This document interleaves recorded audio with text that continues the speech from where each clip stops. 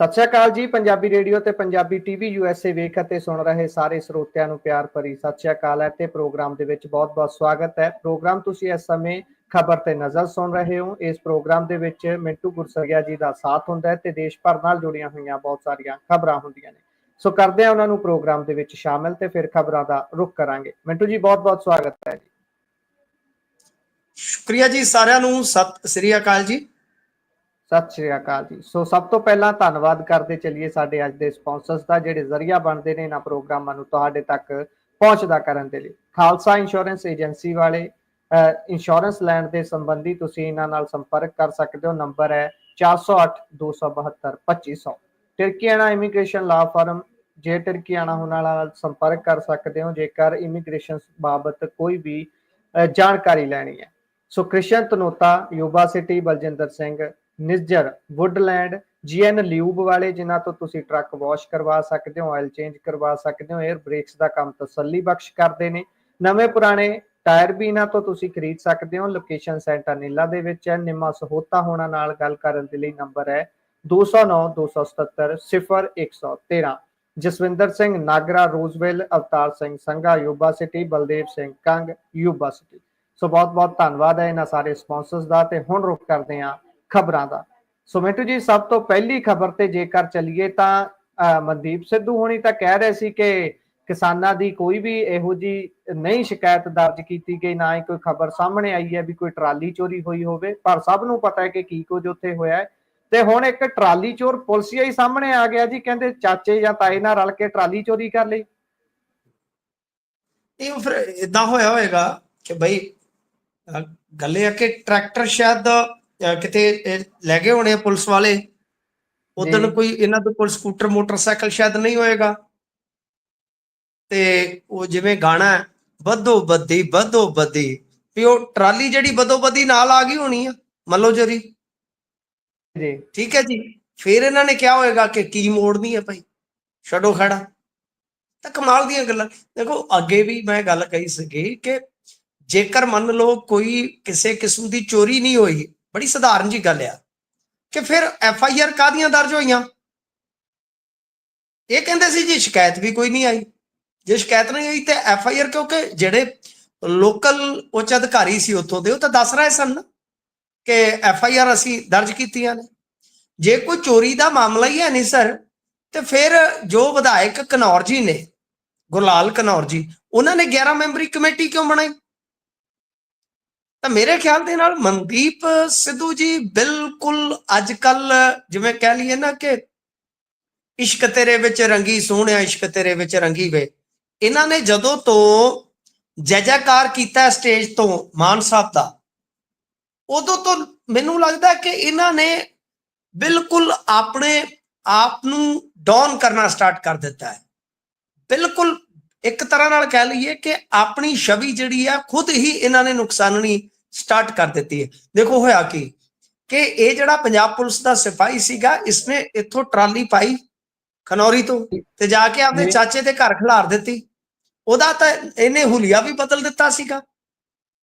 ਮਤਲਬ ਕਿ ਹੁਣ ਇਹ ਵੀ ਨਹੀਂ ਨਾ ਕਿਹਾ ਜਾ ਸਕਦਾ ਕਿ ਉਹ ਜੀ ਕਿਸੇ ਹੋਰ ਮਨਸ਼ਾ ਨਾਲ ਲੈ ਗਿਆ ਸੀ। ਜਦੋਂ ਤੁਸੀਂ ਜਾ ਕੇ ਵਿੱਢ ਲਾ ਦਿਓਗੇ ਜਾਂ ਰੰਗ ਉਹਦਾ ਹੋਰ ਕਰ ਦਿਓਗੇ ਤਾਂ ਫਿਰ ਤੇ ਭਾਵਨਾ ਵੀ ਉਜਾਗਰ ਹੋ ਜਾਂਦੀ ਹੈ ਨਾ ਕਿ ਤੁਸੀਂ ਕਿਸ ਦੁਰਭਾਵਨਾ ਦੇ ਨਾਲ ਇਹ ਕਾਰਾ ਕਰ ਰਹੇ ਹੋ। ਤਾਂ ਪੰਜਾਬ ਪੁਲਿਸ ਵੱਲੋਂ ਪੰਜਾਬ ਪੁਲਿਸ ਦਾ ਹੀ ਸਿਪਾਹੀ ਫੜਿਆ ਜਾਂਦਾ, ਨਾਲ ਉਹਦਾ ਚਾਚਾ ਵੀ ਅਰੈਸਟ ਹੋ ਗਿਆ, ਦੋਵੇਂ ਗ੍ਰਿਫਤਾਰ ਹੋ ਗਏ। ਤਾਂ ਐਦੋਂ ਵੱਧ ਤੁਸੀਂ ਵੇਖੋਗੇ ਕਿ ਨਮੋਸ਼ੀਜਨਕ ਕਿਹੜੀ ਚੀਜ਼ ਹੋਏਗੀ ਕਿ ਇੱਕ ਪਾਸੇ ਤੇ ਨਾ ਸਿਰਫ ਇਹਨਾਂ ਦੇ ਅਫਸਰ ਝੂਠੇ ਪੈ ਗਏ, ਛਿੱਥੇ ਪੈ ਗਏ, ਬਲਕਿ ਦੂਸਰੇ ਪਾਸੇ ਜੇ ਤੁਸੀਂ ਵੇਖੋਗੇ ਤਾਂ ਚੋਰ ਵੀ ਕੌਣ ਨਿਕਲਿਆ? ਚੋਰ ਪੁਲਿਸ ਦਾ ਹੀ ਇੱਕ ਮੁਲਾਜ਼ਮ। ਤਾਂ ਇਹ ਲੋਕ ਜਿਹੜੇ ਰੌਲਾ ਪਾਉਂਦੇ ਸੀ ਉਹ ਸੱਚੇ ਸੀਗੇ। ਆ ਪਿੱਛੇ ਜੇ ਮੈਂ ਇੱਕ ਹੋਰ ਵੀਡੀਓ ਵੇਖੀ ਆ ਵੀਕਐਂਡ ਤੇ, ਉਹ ਵੀ ਕਿਸੇ ਸੁਨਸਾਨ ਹਵੇਲੀ ਜੀ ਦੇ ਵਿੱਚੋਂ ਜਾ ਕੇ ਬਰਾਮਦ ਕਰ ਰਹੇ ਨੇ। ਨਾ ਸਿਰਫ ਟਰਾਲੀਆਂ ਬਲਕਿ ਗੱਦੇ ਤੱਕ ਨਹੀਂ ਛੱਡੇ। ਉਹ ਕੌਰਾ ਕੇ ਚੌਰਾ ਥਾਣੇਦਾਰ ਕੋਈ ਦੱਸਦੇ ਆ ਉਹ ਲੰਗਰ ਦਾ ਹੀ ਸਮਾਨ ਚੁੱਕ ਕੇ ਲੈ ਗਿਆ। ਦੱਸੋ ਕਮਾਲ ਦੀ ਗੱਲ ਆ ਜੀ। ਮਤਲਬ ਕਿ ਲੋਕ ਜੋ ਪਿੱਟਦੇ ਪਏ ਸਨ, ਜੋ ਇਲਜ਼ਾਮਾਤ ਲਾ ਰਹੇ ਸੀਗੇ ਕਿ ਉਹਨਾਂ ਦੇ ਵਿੱਚ ਕਿਤੇ ਨਾ ਕਿਤੇ ਸੱਚਾਈ ਤੇ ਸੀਗੀ ਗੁਰਪ੍ਰੀਤ ਜੀ। ਸੱਚ ਤੇ ਸੀਗਾ, ਹਕੀਕਤ ਸੀ ਕਿ ਇਹ ਮੁਨਕਰ ਹੋ ਰਹੇ ਸੀ। ਸੋ ਰੱਜ ਕੇ ਜਲੂਸ ਨਿਕਲਿਆ, ਰੱਜ ਕੇ ਇਹਨਾਂ ਦਾ ਦਿਵਾਲਾ ਨਿਕਲਿਆ ਕਿ ਭਾਈ ਤੁਸੀਂ ਕਹਿੰਦੇ ਸੀਗੇ ਕਿ ਕੁਝ ਵੀ ਉੱਥੋਂ ਚੋਰੀ ਨਹੀਂ ਹੋਇਆ, ਤੇ ਆ ਦੇਖ ਲਓ ਕਿ ਤੁਹਾਡਾ ਹੁਣ ਮੁਲਾਜ਼ਮ ਹੀ ਨਿਕਲਿਆ। ਤਾਂ ਭਾਈ ਉੱਥੋਂ ਚੋਰੀ ਤਾਂ ਛੱਡੋ, ਉੱਥੇ ਤੇ ਇੱਕ ਤਰ੍ਹਾਂ ਨਾਲ ਕੁਝ ਜਿਹੜੇ ਉੱਥੇ ਗਰੀਬ ਤਬਕੇ ਵਾਲੇ ਰਹਿੰਦੇ ਆ ਉਹਨਾਂ ਨੂੰ ਖੁੱਲ੍ਹ ਤੱਕ ਦਿੱਤੀ ਗਈ ਸੀ ਕਿ ਤੁਸੀਂ ਜਦੋਂ ਵੀ ਤੁਹਾਡਾ ਦਾ ਲੱਗੇ ਸਮਾਨ ਜਿਹੜਾ ਹੈ ਉਹ ਖੁੱਲੇ ਰੂਪ ਚ ਲਿਜਾ ਸਕਦੇ ਹੋ ਜੀ। ਇਸ ਵਾਸਤੇ ਮੇਰੇ ਖਿਆਲ ਦੇ ਨਾਲ ਮਨਦੀਪ ਸਿੱਧੂ ਨੂੰ ਹੁਣ ਸਾਹਮਣੇ ਆਉਣਾ ਚਾਹੀਦਾ, ਦੱਸਣਾ ਚਾਹੀਦਾ ਕਿ ਭਾਈ ਇਹ ਆਖਰ ਕਿਉਂ ਤੁਹਾਨੂੰ ਇਹ ਬੋਲਣਾ ਪਿਆ ਤੇ ਆਖਰ ਇਹ ਉਲਟ ਕਿਉਂ ਨਿਕਲ ਰਿਹਾ ਮਾਮਲਾ।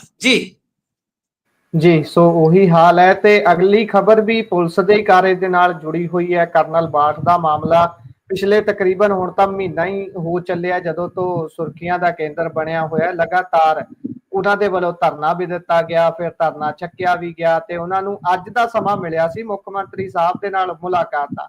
ਇਹ ਮੁਲਾਕਾਤ ਹੋਈ ਹੈ ਜੀ? ਜੇ ਹੋਈ ਹੈ ਤੇ ਕੀ ਕੁਝ ਉੱਥੇ ਹੋਇਆ, ਕੋਈ ਜਾਣਕਾਰੀ ਕਰਿਓ ਸਾਂਝੀ। ਦੇਖੋ ਗੱਲ ਇਹ ਆ ਕਿ ਇਸ ਮੁਲਾਕਾਤ ਤੋਂ ਪਹਿਲਾਂ ਉਹ ਰਾਜਨਾਥ ਸਿੰਘ ਨਾਲ ਮੁਲਾਕਾਤ ਕਰਕੇ ਆਏ ਨੇ। ਜਿਵੇਂ ਮੈਂ ਤੁਹਾਨੂੰ ਪਹਿਲਾਂ ਹੀ ਦੱਸ ਦਿੱਤਾ ਸੀ, ਅਗਾਊ ਦੱਸ ਦਿੱਤਾ ਸੀਗਾ ਕਿ ਇਹ ਮੈਟਰ ਜਿਹੜਾ ਹੈ ਉਹ ਰਾਜਨਾਥ ਸਿੰਘ ਜੀ ਅਤੇ ਅਮਿਤ ਸ਼ਾਹ ਜੀ ਦੇ ਕੋਲ ਹੈ ਜੀ। ਤਾਂ ਉਧਰੋਂ ਜੇ ਸਿਗਨਲ ਹੋਇਆ ਤੇ ਤਦੇ ਹੀ ਗਵਰਨਰ ਹਾਊਸ ਦੇ ਵਿੱਚ ਐਂਟਰੀ ਮਿਲੀ ਸੀਗੀ ਨਾ ਫੈਮਿਲੀ ਨੂੰ। ਸੋ ਇਹ ਸਾਫ਼ ਸੀਗਾ ਕਿ ਇਹ ਮਾਮਲਾ ਇਸੇ ਤਰ੍ਹਾਂ ਹੀ ਅੱਗੇ ਵਧੇਗਾ। ਹੁਣ ਇੱਕ ਪਾਸੇ ਇਧਰੋਂ ਇਹ ਵਾਰਤਾਲਾਪ ਹੋ ਗਈ ਰਾਜਨਾਥ ਸਿੰਘ ਦੇ ਨਾਲ, ਅਤੇ ਇਸ ਤੋਂ ਇਲਾਵਾ ਜੇ ਆਪਾਂ ਦੇਖੀਏ ਤਾਂ ਹਾਈ ਕੋਰਟ ਦੇ ਵਿੱਚ ਬੜਾ ਇਹਨਾਂ ਦਾ ਮਾਮਲਾ ਖਿੱਚਿਆ ਪਿਆ। ਉਹ ਬਹੁਤ ਜ਼ਿਆਦਾ ਤੁਹਾਨੂੰ ਪਤਾ ਹੀ ਹੈ ਨਾ, ਪੰਜਾਬ ਸਰਕਾਰ ਨੂੰ, ਪੰਜਾਬ ਪੁਲਿਸ ਨੂੰ ਝਾੜ ਫਟਕਾਰ ਪੈ ਰਹੀ ਉੱਥੇ ਤੇ ਬਹੁਤ ਕਸੂਤੇ ਫਸੇ ਹੋ। ਮੈਂ ਤੁਹਾਨੂੰ ਕੱਲੀ ਗੱਲ ਦੱਸੀ ਸੀ ਕਿ ਕਿਸ ਤਰ੍ਹਾਂ ਇਹਨਾਂ ਦੇ ਕੋਲੋਂ ਕੁਝ ਜਿਹੜੀਆਂ ਜਾਣਕਾਰੀਆਂ ਉਹ ਲਿਖਤੀ ਚ ਮੰਗੀਆਂ ਗਈਆਂ ਨੇ ਕਿ ਲਿਆ ਕੇ ਭਾਈ ਅਗਲੀ ਸੁਣਵਾਈ ਤੇ ਸਾਨੂੰ ਉਹ ਪੇਸ਼ ਕਰੋ। ਇੱਧਰ ਧਰਨਾ ਖਤਮ ਹੋ ਗਿਆ ਸੀ, ਪਰ ਧਰਨਾ ਜਿਹੜਾ ਖਤਮ ਹੋਇਆ ਸੀ ਉਹ ਇਸ ਇਕਰਾਰ ਨਾਲ ਖਤਮ ਹੋਇਆ ਸੀਗਾ ਕਿ ਮਾਨ ਸਾਹਿਬ ਇਸ ਪਰਿਵਾਰ ਨੂੰ ਮਿਲਣਗੇ। ਤਾਂ ਸਮਾਂ ਦਿੱਤਾ ਗਿਆ ਸੀ 31।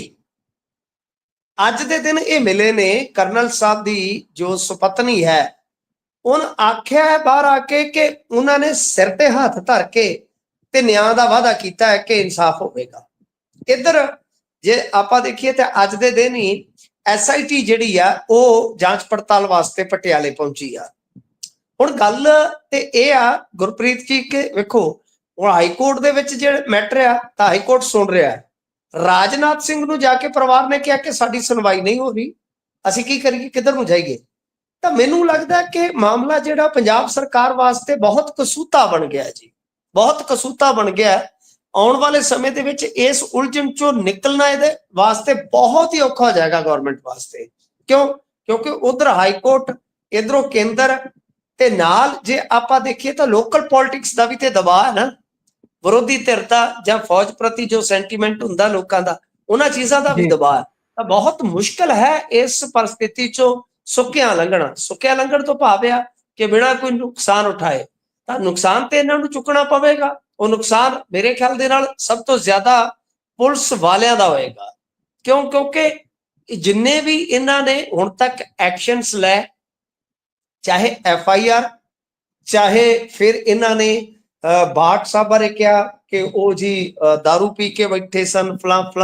ਤਾਂ ਕਹਿਣ ਦਾ ਮਤਲਬ ਇਹ ਹੈ ਸਾਹਿਬ ਕਿ ਜਦੋਂ ਹੁਣ ਆਪਾਂ ਦੇਖਦੇ ਪਏ ਆ ਕਿ ਉਹਨਾਂ ਨੇ ਤਾਂ ਸਾਰਾ ਕੁਝ ਰਿਕਾਰਡ ਤੇ ਲੈ ਆਂਦਾ ਕਿ ਐਲਕੋਹਲ ਉਹਨਾਂ ਨੇ ਕੰਜ਼ਿਊਮ ਨਹੀਂ ਸੀ ਕੀਤੀ। ਫਿਰ ਮਤਲਬ ਕਿ FIR ਦਾ ਯਤਨ ਹੋਇਆ। ਨਾਨਕ ਸਿੰਘ ਦੀ ਖੁਦ ਗੱਲ ਹੋਈ ਇਹਨਾਂ ਦੇ ਰਿਸ਼ਤੇਦਾਰ ਦੇ ਨਾਲ, ਕਰਨਲ ਸਾਹਿਬ ਦੇ ਰਿਸ਼ਤੇਦਾਰ ਢਿੱਲੋਂ ਸਾਹਿਬ ਨਾਲ, ਕਿ ਭਾਈ ਕੋਈ ਗੱਲ ਨਹੀਂ ਜੀ ਅਸੀਂ ਇਹ ਮਾਮਲਾ ਵੇਖਾਂਗੇ। ਤਾਂ ਉਹ ਕਹਿੰਦੇ ਜੀ ਮੇਰੇ ਨੋਟਿਸ ਦੇ ਵਿੱਚ ਮਾਮਲਾ ਨਹੀਂ ਸੀ। ਉਹ ਸਾਰੀਆਂ ਚੀਜ਼ਾਂ ਰਿਕਾਰਡ ਪਰ ਆ ਗਈਆਂ ਨੇ। ਤਾਂ ਮੇਰੇ ਖਿਆਲ ਦੇ ਨਾਲ ਬਹੁਤ ਮੁਸ਼ਕਲ ਹੋ ਗਿਆ, ਬਹੁਤ ਟੇਢੀ ਖੀਰ ਬਣ ਗਈ ਆ ਹੁਣ ਇਹਨਾਂ ਵਾਸਤੇ ਜੀ। ਸੋ ਵੀਡੀਓ ਕਾਲ ਕਰਕੇ ਹੱਥ ਜੋੜ ਮੰਗੀਆਂ ਮਾਫੀਆਂ, ਹੁਣ ਲੱਗਦਾ ਰਾਸ ਨਹੀਂ ਆਉਣੀਆਂ। ਹੁਣ ਤਾਂ ਗੱਲ ਬਹੁਤ ਅੱਗੇ ਨਿਕਲ ਚੁੱਕੀ ਹੈ। ਸੋ ਅਗਲੀ ਖਬਰ ਤੇ ਜੇਕਰ ਚੱਲੀਏ ਤਾਂ ਅੱਜ ਕਿਸਾਨਾਂ ਨੇ ਕਾਲ ਦਿੱਤੀ ਸੀ ਕਿ ਘਰ ਘੇਰਨੇ ਨੇ ਆਮ ਆਦਮੀ ਪਾਰਟੀ ਦੇ MLA ਤੇ ਮੰਤਰੀਆਂ ਦੇ। ਸੋ ਕਿਹੋ ਜਿਹਾ ਰਿਹਾ ਜੀ ਅੱਜ ਦਾ ਦਿਨ ਕਿਸਾਨਾਂ ਤੇ ਇਹਨਾਂ MLA ਦੇ ਲਈ? ਦੇਖੋ ਕਈ ਥਾਈਂ ਮੇਰੇ ਖਿਆਲ ਦੇ ਨਾਲ ਪੁਲਿਸ ਦੇ ਨਾਲ ਟਕਰਾਅ ਵਾਲੇ ਹਾਲਾਤ ਵੀ ਬਣੇ ਨੇ। ਸ਼ਾਇਦ ਜਲੰਧਰ ਦੇ ਵਿੱਚ ਤੇ ਭੇੜ ਵੀ ਹੋਇਆ। ਕਿਉਂ ਉਹਦੇ ਵਿੱਚ ਮੇਰੇ ਖਿਆਲ ਦੇ ਨਾਲ ਸਭ ਤੋਂ ਵੱਡੀ ਗੱਲ ਤੇ ਜਿਹੜੀ ਹੈ ਨਾ ਉਹ ਦੋਗਲੀ ਰਾਜਨੀਤੀ ਦੀ ਆ। ਕੱਲ ਅਮਨ ਅਰੋੜਾ ਨੇ ਇੱਕ ਧਮਕੀ ਭਰੇ ਲਹਿਜੇ ਨਾਲ ਕਹਿ ਲਓ ਜਾਂ ਇੱਕ ਤਾਕੀਦ ਨਾਲ ਕਿ ਬਈ ਜੀ ਤੁਸੀਂ ਘਰ ਬੇਸ਼ੱਕ ਘੇਰੋ, ਪਰ ਜੇ ਤੁਸੀਂ ਸੜਕ ਕੋਈ ਮੱਲੀ ਤੇ ਫਿਰ ਤੁਸੀਂ ਦੇਖ ਲਓ। ਉਹ ਇੱਕ ਤਰ੍ਹਾਂ ਨਾਲ ਸਿੱਧਾ ਧਮਕੀ ਭਰਿਆ ਲਹਿਜਾ ਹੀ ਹੁੰਦਾ ਕਿ ਜੇ ਤੁਸੀਂ ਲੋਕਾਂ ਨੂੰ ਕੋਈ ਅਸੁਵਿਧਾ ਪੇਸ਼ ਕੀਤੀ ਤੇ ਫਿਰ ਅਸੀਂ ਸਖਤਾਈ ਕਰਾਂਗੇ। ਤਾਂ ਪਰ ਦੂਜੇ ਪਾਸੇ ਤੁਸੀਂ ਕਿਹਾ ਸੀਗਾ ਕਿ ਵੈਲਕਮ ਹੈ ਜੀ, ਵੀ ਤੁਸੀਂ ਮਤਲਬ ਕਿ ਜੇਕਰ ਨੁਮਾਇੰਦਿਆਂ ਦੇ ਘਰ ਅੱਗੇ ਆ ਕੇ ਕੋਈ ਧਰਨਾ ਮੁਜ਼ਾਹਰਾ ਕਰਨਾ ਹੈ ਤਾਂ ਠੀਕ ਆ, ਉਹ ਗੋਡਿਆ। ਪਰ ਅੱਜ ਤੁਸੀਂ ਵੇਖੋ ਕਿ ਉਹ ਜਿਵੇਂ ਇੱਕ ਗੀਤ ਸੀ ਕਾਤੋਂ ਗੇਟ ਤੇ ਲਿਖਾਇਆ ਵੈਲਕਮ ਨਹੀਂ, ਜੇ ਸੌਰੀ ਕਹਿ ਕੇ ਖਾਲੀ ਮੋੜਨਾ।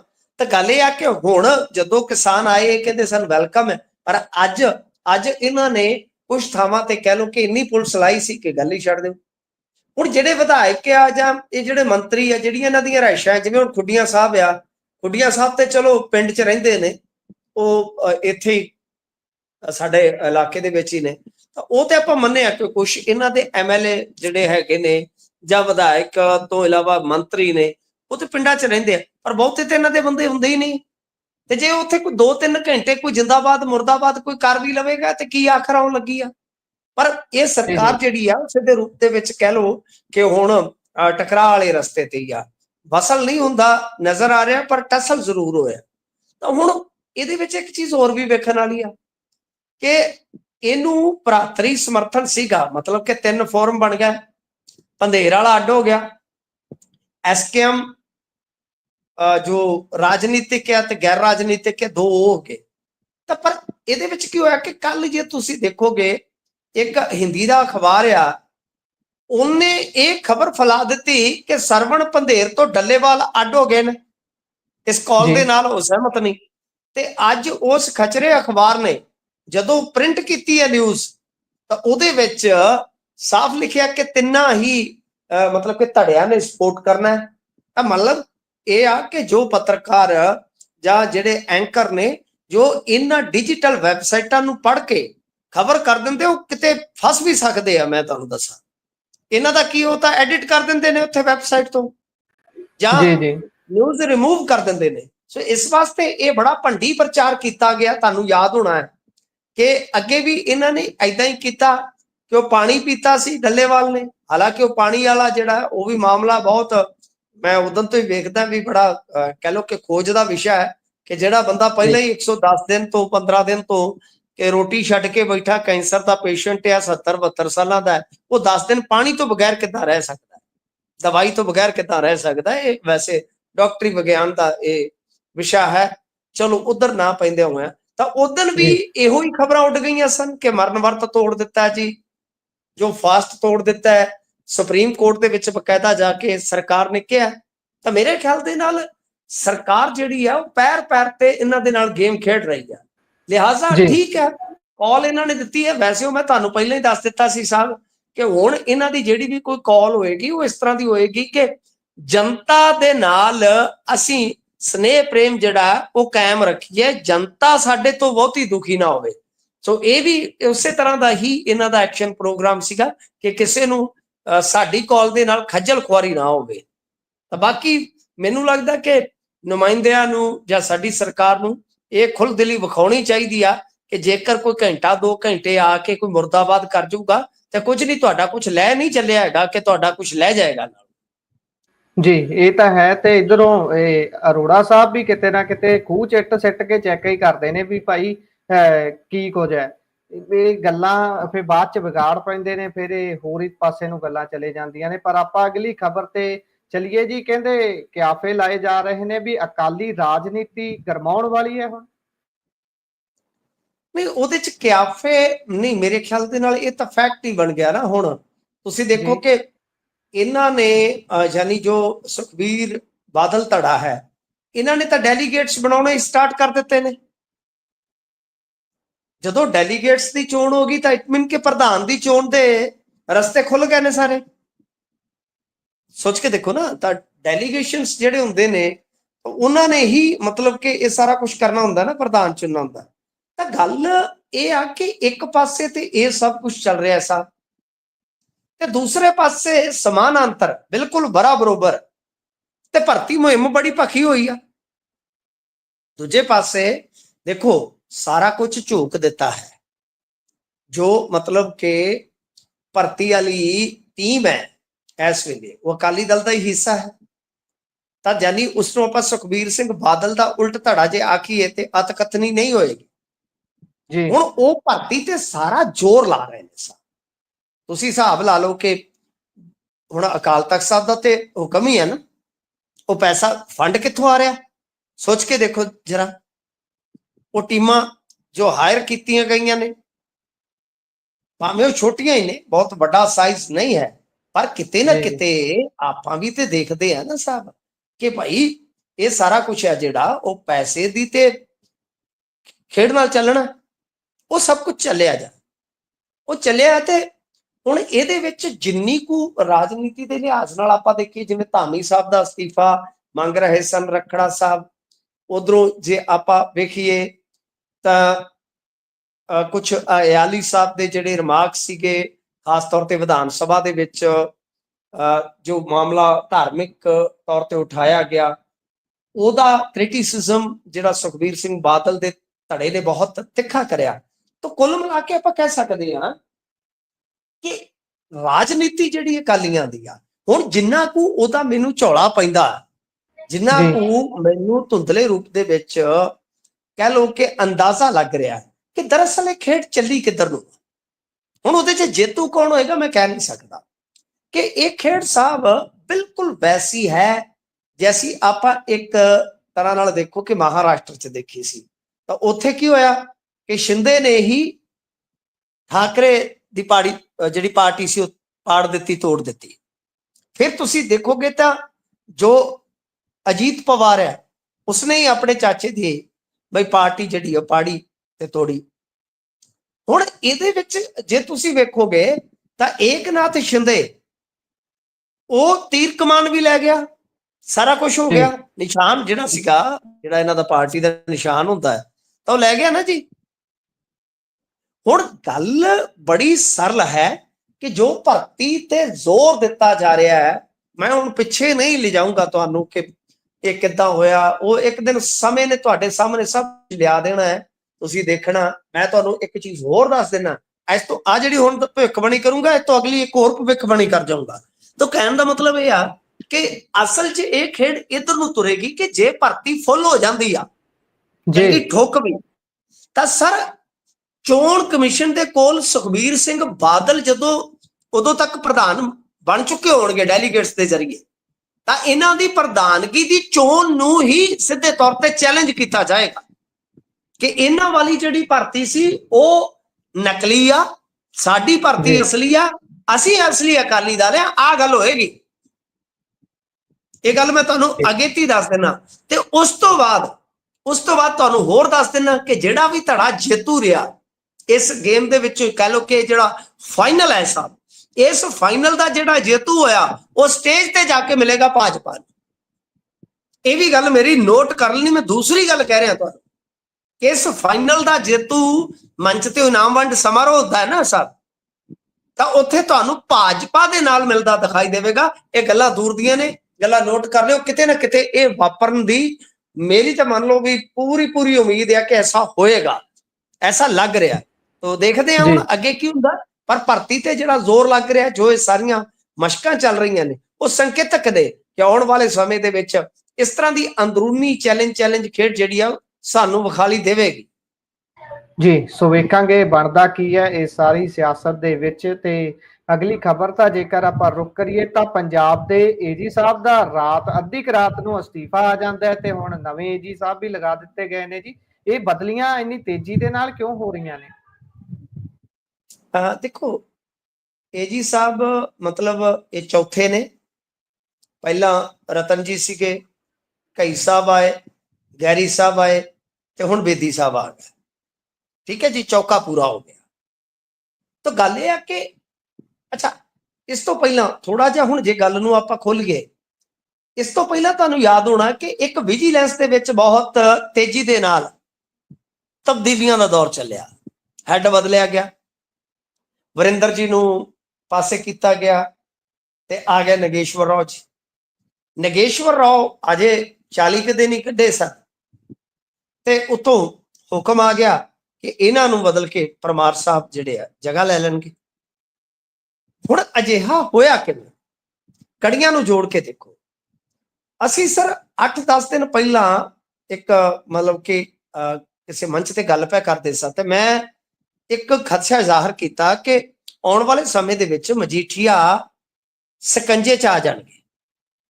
ਉਹ ਹੁਣ ਕਿਵੇਂ ਸੀ? ਮਜੀਠੀਏ ਦਾ ਜਿਹੜਾ ਡਰੱਗ ਵਾਲਾ ਮਸਲਾ ਹੈ ਉਹਦੇ ਤੇ ਜੋ SIT ਕੰਮ ਕਰ ਰਹੀ ਹੈ, ਜੋ ਪੁੱਛਗਿੱਛ ਵਾਸਤੇ ਬੁਲਾਇਆ, ਤਾਂ ਮੈਂ ਕੀ ਪਾਉਣਾ ਕਿ ਉਹਦੇ ਵਿੱਚ 2-3 ਖਬਰਾਂ ਜਿਹੜੀਆਂ ਇਸ ਤਰ੍ਹਾਂ ਲੱਗਦੀਆਂ ਨੇ ਕਿ ਹੁਣ ਜਿਹੜੀ ਜਾਂਚ ਪੜਤਾਲ ਹੈ ਉਹ ਵਿੱਤੀ ਬੇਨੀਮੀਆਂ ਦੀ ਵੀ ਆ। ਮਤਲਬ ਜਿਸ ਤਰ੍ਹਾਂ ਕਹਿ ਲਓ ਕਿ ਇੱਕ ਹਵਾਲਾ ਦਿੱਤਾ ਗਿਆ ਕਿ ਜੋ ਮਜੀਠੀਏ ਦੀਆਂ ਕੰਪਨੀਆਂ ਦੇ ਵਿੱਚ ਟ੍ਰਾਂਜੈਕਸ਼ਨਾਂ ਆਈਆਂ ਨੇ ਤਾਂ ਉਹਦੇ ਵਿੱਚ ਕਿਤੇ ਨਾ ਕਿਤੇ 54 ਕਰੋੜ ਦਾ ਮਾਮਲਾ ਹੈ। 54 ਕਰੋੜ ਦਾ ਹਿਸਾਬ ਕਿਤਾਬ ਜਿਹੜਾ ਬਕਾਇਆ। ਤਾਂ ਇਹ ਇੱਕ ਤਰ੍ਹਾਂ ਨਾਲ ਸਾਹਿਬ ਸੰਕੇਤ ਸੀ ਕਿ ਮਜੀਠੀਆ ਤੇ ਕਾਰਵਾਈ ਹੋ ਸਕਦੀ ਆ। ਤੇ ਮਜੀਠੀਆ ਨੇ ਫਿਰ ਜਿੱਦਣ ਅਸੀਂ ਇਹ ਗੱਲ ਕਰੀ ਤੇ ਉਤੋਂ ਸ਼ਾਇਦ 1 ਹਫ਼ਤੇ ਬਾਅਦ ਐਗਜ਼ੈਕਟ ਉਹਨਾਂ ਨੇ ਪੋਸਟ ਵੀ ਪਾਤੀ ਪਰਸੋਂ ਕਿ ਮਾਨਾ ਜਿੰਨਾ ਜ਼ੋਰ ਲਾਉਣਾ ਲਾਲਾ ਜੋ ਮਰਜ਼ੀ, ਇਦਾਂ ਦਾ ਕੁਝ ਮਤਲਬ ਕਿ ਕਿਹਾ ਸੀਗਾ। ਤਾਂ ਉਹ ਕੀ ਸੀ ਕਿ ਉਹਨਾਂ ਨੇ ਇੰਕਸ਼ਾਫ ਕਰ ਦਿੱਤਾ ਕਿ ਮੇਰੇ ਤੇ ਕੇਸ ਰਜਿਸਟਰਡ ਕਰਨ ਦੀ ਕਵਾਇਦ ਚੱਲ ਰਹੀ।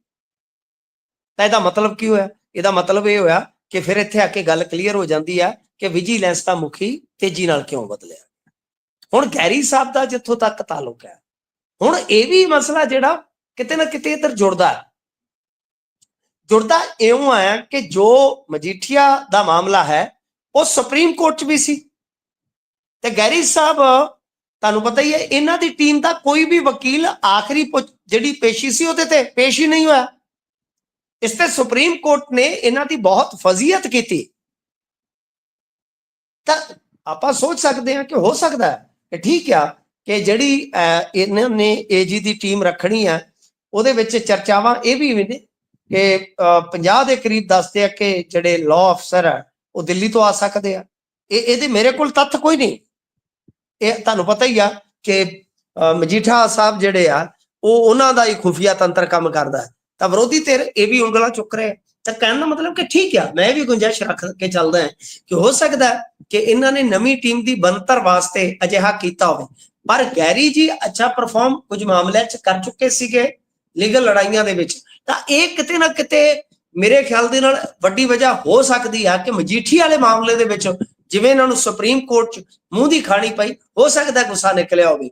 ਕਿਉਂਕਿ ਇੱਕ ਗੱਲ ਜਿਹੜੀ ਆ ਉਹ ਬਹੁਤ ਹੱਦ ਤੱਕ ਸਪਸ਼ਟ ਹੋ ਚੁੱਕੀ ਆ ਕਿ ਮਜੀਠੀਏ ਦੇ ਨਾਲ ਇਸ ਵੇਲੇ ਮਾਨ ਸਾਹਿਬ ਨਿੱਜੀ ਤੌਰ ਤੇ ਬਹੁਤ ਖੁੰਦਕ ਖਾ ਰਹੇ ਨੇ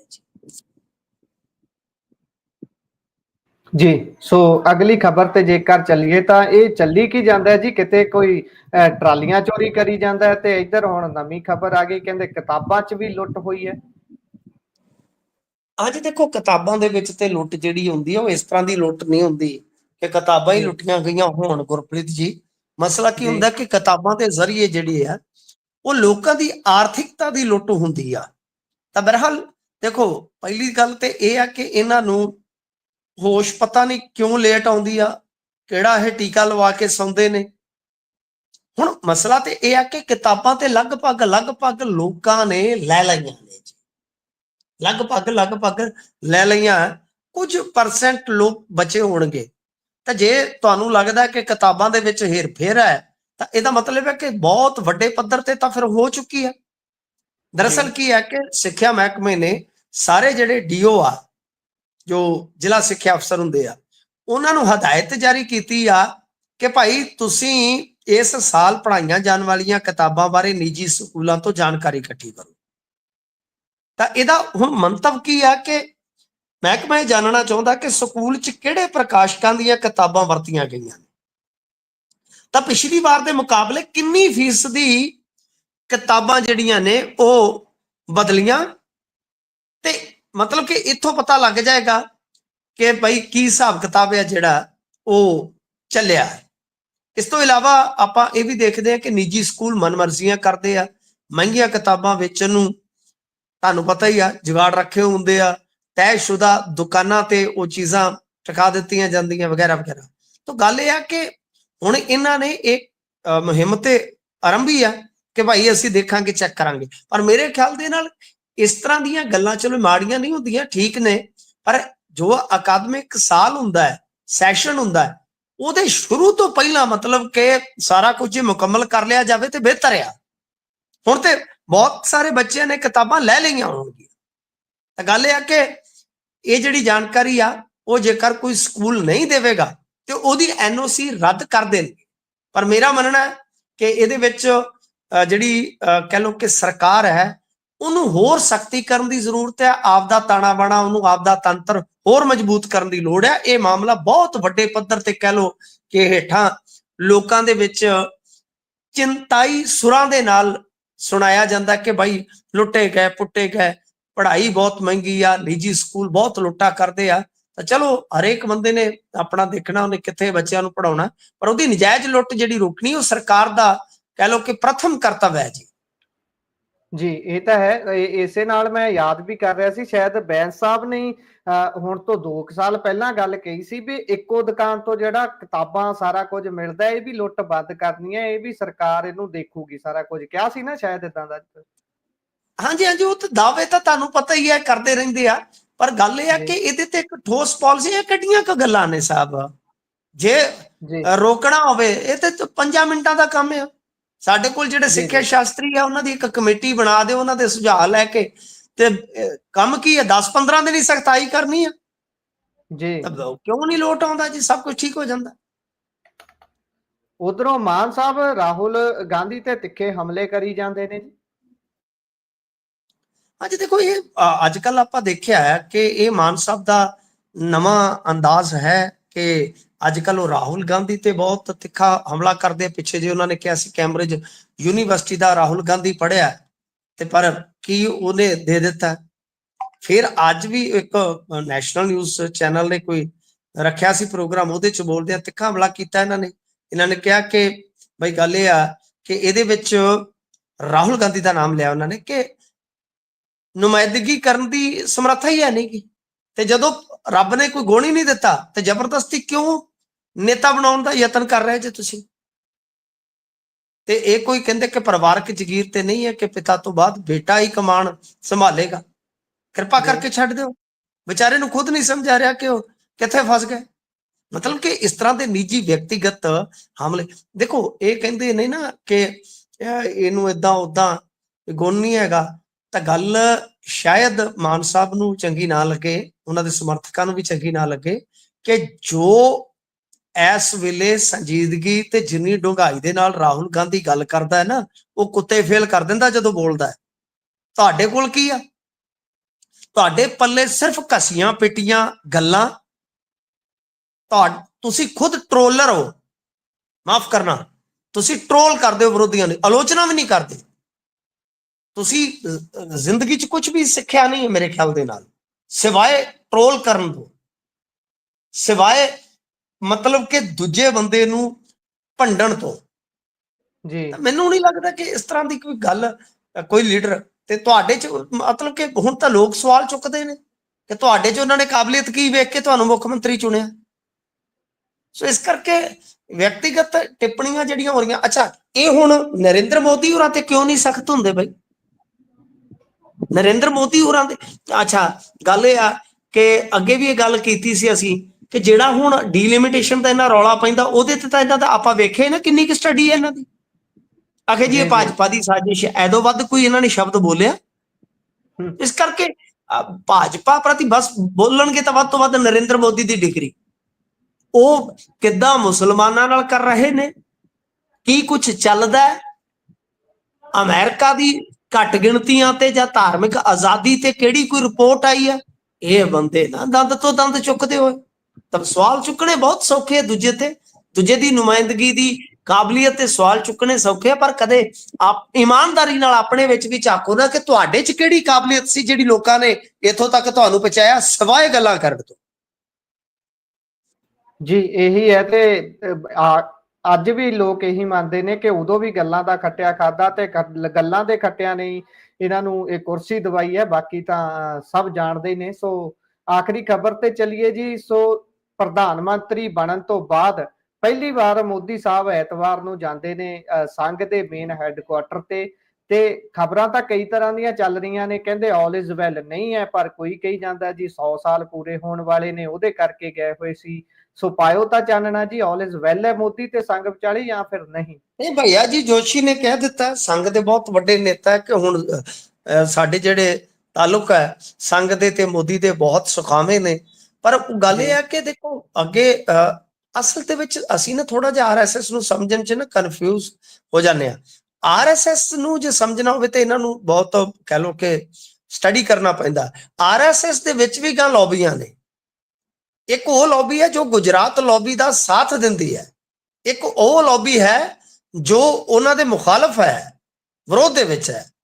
ਤਾਂ ਜਿਵੇਂ ਮੋਹਨ ਭਾਗਵਤ ਨੇ ਪਿੱਛੇ ਜੇ ਮਣੀਪੁਰ ਤੇ ਬਿਆਨ ਦਿੱਤਾ ਸੀ, ਉਹ ਬਹੁਤ ਵੱਡਾ ਦਬਾਅ ਸੀਗਾ ਸਾ। ਜਿਵੇਂ ਉਹਨਾਂ ਨੇ ਮਤਲਬ ਮੰਦਰ ਦਾ ਮਾਮਲਾ, ਜਿਵੇਂ ਅੱਜ ਕੱਲ ਮਸਜਿਦਾਂ ਦੇ ਹੇਠ ਹੋਏ ਮੰਦਰ ਲੱਭਦੇ ਆ, ਉਹਦੇ ਤੇ ਉਹਨਾਂ ਨੇ ਜਿਵੇਂ ਕਿਹਾ ਸੀਗਾ, ਉਹਨਾਂ ਨੇ ਤਾਂ ਇੱਥੋਂ ਤੱਕ ਕਿਹਾ ਸੀਗਾ ਕਿ ਸਾਡਾ ਟੀਚਾ ਰਾਮ ਮੰਦਰ ਹੈ, ਅਸੀਂ ਹੋਰ ਅੱਗੇ ਨਹੀਂ ਵਧਣਾ। ਤਾਂ ਮਤਲਬ ਕਿ ਇਸ ਤਰ੍ਹਾਂ ਦੇ ਬਿਆਨਾਂ ਨੇ ਸਾਫ਼ ਤੌਰ ਤੇ ਚਰਚਾ ਤੇ ਛੇੜ ਦਿੱਤੀ ਕਿ ਭਾਈ ਸਾਰਾ ਕੁਝ ਠੀਕ ਨਹੀਂ ਹੈ। ਲੋਕ ਸਭਾ ਇਲੈਕਸ਼ਨ ਦਾ ਨਤੀਜਾ ਤੇ ਉਸ ਤੋਂ ਬਾਅਦ ਮਹਾਰਾਸ਼ਟਰ ਹਰਿਆਣੇ ਦਾ ਨਤੀਜਾ ਤੇ ਖੁਦ ਆਰਐਸਐਸ ਨੇ ਅੱਗੇ ਆ ਕੇ ਖਬਰਾਂ ਲਵਾਈਆਂ ਕਿ ਸਭ ਸਾਡੇ ਕਰਕੇ ਹੋਇਆ। ਤਾਂ ਕਿਤੇ ਨਾ ਕਿਤੇ ਹਾਲਾਤ ਤੇ ਬਦਲਿਆ। ਅਸਲ ਦੇ ਵਿੱਚ ਗੇਮ ਸਭ ਤੋਂ ਵੱਡੀ ਇਹ ਹੋਆ ਕਿ ਨਰਿੰਦਰ ਮੋਦੀ, ਬਾਕੀ ਜੋ ਮਰਜ਼ੀ ਗੱਲਾਂ ਹੋਣ, ਨਰਿੰਦਰ ਮੋਦੀ ਅਗਲੇ ਕੁਝ ਮਹੀਨਿਆਂ ਦੇ ਵਿੱਚ 75 ਸਾਲ ਦੇ ਹੋ ਜਾਣਗੇ। ਤੇ ਇਹਨਾਂ ਨੇ ਜੋ ਦੂਜਿਆਂ ਨਾਲ ਕੀਤਾ, ਚਾਹੇ ਮੁਰਲੀ ਮਨੋਹਰ ਜੋਸ਼ੀ ਹੋਵੇ, ਚਾਹੇ ਅਡਵਾਨੀ ਹੋਵੇ, ਚਾਹੇ ਸ਼ਾਂਤਾ ਕੁਮਾਰ ਹੋਵੇ, ਕਿੰਨੇ ਨੇਤਾ ਨੇ, ਤਾਂ ਜਿਵੇਂ ਉਹਨਾਂ ਦੇ ਨਾਲ ਹੋਈ ਆ, ਤਾਂ ਜਿਹੜੀ ਉਹ ਕਹਿ ਲੋ ਕਿ ਗੁਜਰਾਤ ਲੌਬੀ ਦੀ ਵਿਰੋਧ ਦੀ ਲੌਬੀ ਹੈ ਆਰਐਸਐਸ ਦੇ ਵਿੱਚ, ਤਾਂ ਉਹ ਇਸ ਮੁੱਦੇ ਨੂੰ ਬਹੁਤ ਵੱਡੇ ਪੱਧਰ ਤੇ ਚੁੱਕ ਸਕਦੀ ਹੈ ਕਿ ਹੁਣ ਤੁਸੀਂ ਸਿੰਘਾਸਨ ਖਾਲੀ ਕਰੋ ਜੀ। ਤਾਂ ਮੋਦੀ ਸਾਹਿਬ ਨੂੰ ਤਾਂ ਕਿਉਂਕਿ ਲੱਤ ਲੱਗ ਗਈ ਹੈ ਰਾਜ ਭੋਗਣ ਦੀ, ਤਾਂ ਉਹਨਾਂ ਨੂੰ ਲੱਗਦਾ ਕਿ ਇਹ ਤਾਂ ਬਹੁਤ ਔਖਾ ਕਾਰਜ ਹੈ। ਸੋ ਇਸ ਵਾਸਤੇ ਮੇਰੇ ਖਿਆਲ ਦੇ ਨਾਲ ਨਰਿੰਦਰ ਮੋਦੀ ਇੱਕ ਚਾਰਾ ਜ਼ਰੂਰ ਮਾਰਨਗੇ ਕਿ ਕਿਤੇ ਨਾ ਕਿਤੇ ਉਹਨਾਂ ਨੂੰ 2029 ਤੱਕ ਰੱਖਿਆ ਜਾਵੇ। 2029 ਤੋਂ ਗਾਂ ਦਾ ਵੀ ਉਹ ਸੋਚ ਸਕਦੇ ਆ। ਸੋ ਹੁਣ ਦੇ ਪ੍ਰਧਾਨ ਦੀ ਵੀ ਚੋਣ ਹੋਣੀ ਹੈ, ਉਹਦੇ ਚ ਵੀ ਕੁਛ ਨਾ ਕੁਛ ਗੋਟੀਆਂ ਫਿੱਟ ਕਰਨ ਦਾ ਯਤਨ ਹੋਏਗਾ। ਸੋ ਇਸ ਕਰਕੇ ਮੇਰਾ ਮੰਨਣਾ ਤੇ ਇਹੋ ਆ ਕਿ ਠੀਕ ਆ, ਸੰਕੇਤ ਇਹਨਾਂ ਨੇ ਦੇ ਦਿੱਤਾ, ਪਰ ਆਰਐਸਐਸ ਦੇ ਵਿੱਚ ਜਿਵੇਂ ਮੈਂ ਤੁਹਾਨੂੰ ਦੱਸਿਆ ਕਿ ਉੱਥੇ ਵੀ ਗਰੁੱਪਿਜ਼ਮ ਹੈ। ਤਾਂ ਇੱਕ ਗਰੁੱਪ ਜਿਹੜਾ ਹੈ ਉਹ ਨਰਿੰਦਰ ਮੋਦੀ ਨੂੰ ਰੁਖਸਤ ਕਰਨਾ ਚਾਹੁੰਦਾ ਹੈ, ਇਹਦੇ ਚ ਕੋਈ ਸ਼ੱਕ ਨਹੀਂ, ਕੋਈ ਦੋ ਰਾਏ ਨਹੀਂ ਜੀ। ਸੋ ਪ੍ਰੋਗਰਾਮ ਦਾ ਸਮਾਂ ਹੁੰਦਾ ਜੀ ਇੱਥੇ ਸਮਾਪਤ। ਸੋ ਮਿੰਟੂ ਜੀ, ਤੁਸੀਂ ਜੁੜੇ, ਜਾਣਕਾਰੀਆਂ ਸਾਂਝੀਆਂ ਕੀਤੀਆਂ, ਬਹੁਤ ਬਹੁਤ ਧੰਨਵਾਦ। ਧੰਨਵਾਦ ਜੀ। ਸੋ ਪ੍ਰੋਗਰਾਮ ਤੁਸੀਂ ਸੁਣਿਆ, ਤੁਹਾਨੂੰ ਕਿਹੋ ਜਿਹਾ ਲੱਗਿਆ? ਤੁਸੀਂ ਆਪਣੇ ਵਿਚਾਰ ਰਾਏ ਟਿੱਪਣੀਆਂ ਸਾਡੇ ਨਾਲ ਸਾਂਝਾ ਕਰ ਸਕਦੇ ਹੋ। ਜੁੜੇ ਰਹੋ ਪੰਜਾਬੀ ਰੇਡੀਓ ਤੇ ਪੰਜਾਬੀ ਟੀਵੀ ਯੂਐਸਏ ਦੇ ਨਾਲ, ਕਿਉਂਕਿ ਪ੍ਰੋਗਰਾਮਾਂ ਦੀ ਲਗਾਤਾਰਤਾ ਇਸੇ ਤਰ੍ਹਾਂ ਦੇ ਨਾਲ ਬਰਕਰਾਰ ਰਹੇਗੀ। ਮੈਨੂੰ ਦਿਓ ਇਜਾਜ਼ਤ, ਧੰਨਵਾਦ, ਸਤਿ ਸ਼੍ਰੀ ਅਕਾਲ।